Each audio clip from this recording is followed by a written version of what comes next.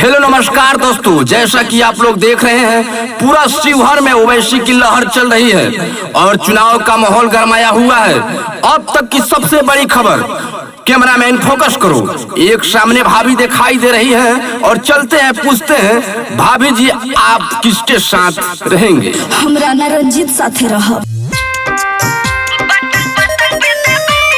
जय भीम जय मीम,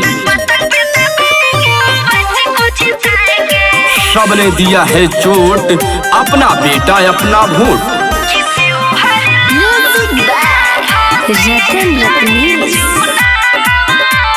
जय हिंद जय भारत, सब लोग के देख लेनी भइल विकास। राम सिंह के लइका पबा विश्वास,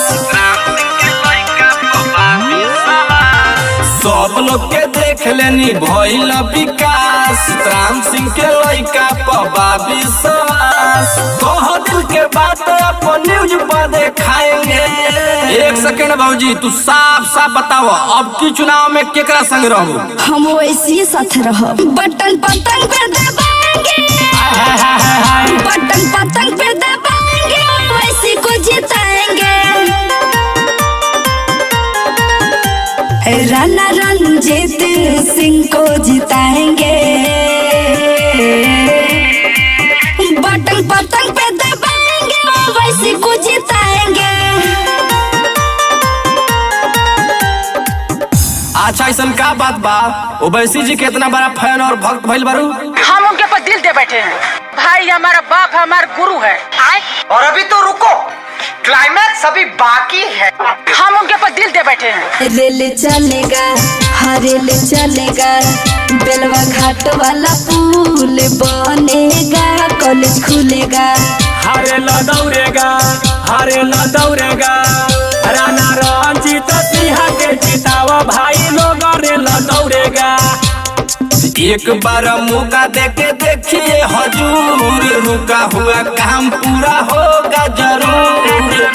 ओवैसी के साथ आवतारे, करे शुरुआत आवतारे। एमआईएम के सिटवा से लड़े चुनाव आवतारे, किसी हर लोग के सभा से लड़े चुनाव आवतारे।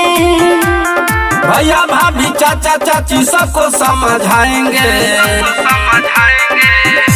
एक बार फिर पूछा तानी, तू सोच के बताओ आपकी बार केकरा संगे रहो? हमरा ना रंजीत साथे रहब। बटन पतंग पे दबाएंगे, बटन पतंग पे दबाएंगे, राणा रंजीत को जिताएंगे। आइए हम अपने एक युवा भाई से पूछते हैं, ओवैसी जी सबका क्या मांग है? हाँ सर, हेलो माइक में बोलिए। अरे अगला आदमी बोलेगा तब न बोलेंगे। इतने तेजस्वी लोग हैं हमारे पास। बारे लोग प्रिय नेता सबे लोग जानता, रूप राजा रूप संगे सबे लोग मानता।